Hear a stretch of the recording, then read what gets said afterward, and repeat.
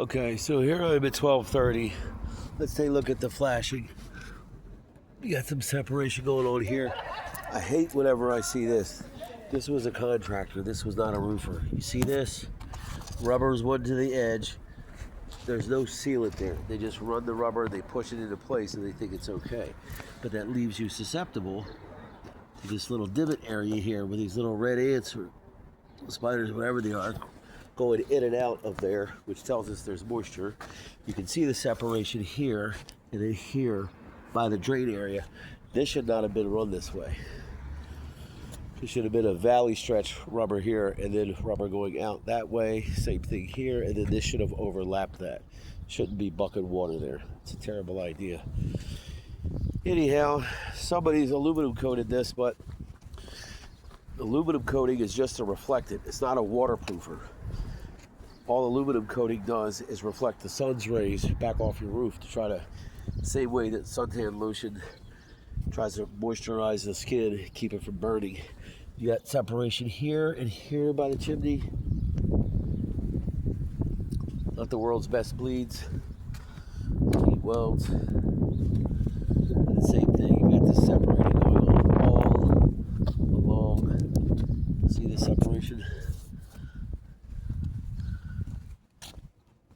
All along throughout here. So the thing about coating is if you're going to coat it, you got to coat it often, but you also have to make sure that your flashing's tight. You don't have holes like this to get into your deck. But yeah, I don't like this at all. This is 13 rolls.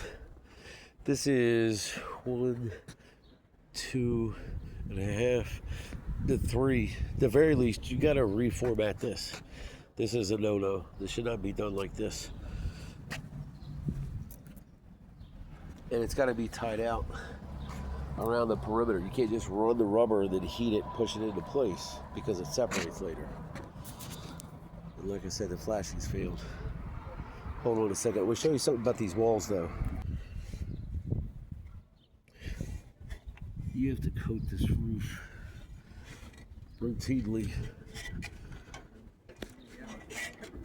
But let me show you something about these walls. These stucco walls here. Can you see this? Split here. A split there underneath that window. And it goes right across 4 foot and then down. And it carries on. And then that comes down. Look at this one. Look at this split. You got this here, you got that there. There's a 5 foot split. Here's a 4 foot split. There's a little bit going on there. From the top of this window here, see this? Not only does that go up to the next one and over on that side, but this goes all the way over and then up to this window. And then this comes down underneath what looks like it used to be a light. And then you've got this one that's about 8 foot off the ground as well. See that? You gotta seal these walls so they don't flake and crumble. You'll definitely take water on, get water in the basement that way. Yeah, do you see this one here by the back wall, by this back gate? You need some water sealant in there and then hit this now before it starts cracking. Any worse, because what will happen is eventually you'll start losing chunks. There's that one there.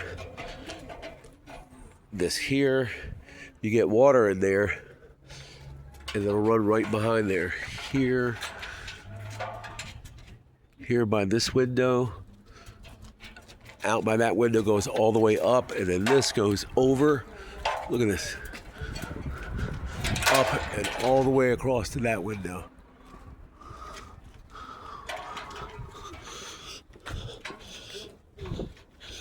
This down here by this window, you can see this stuff from the first story, from the ground. There's another one up there, about 3 foot above those wires.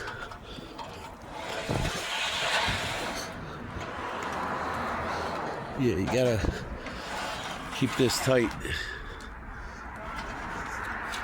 It's like somebody tried to do something here. There's another fisher going all the way across there.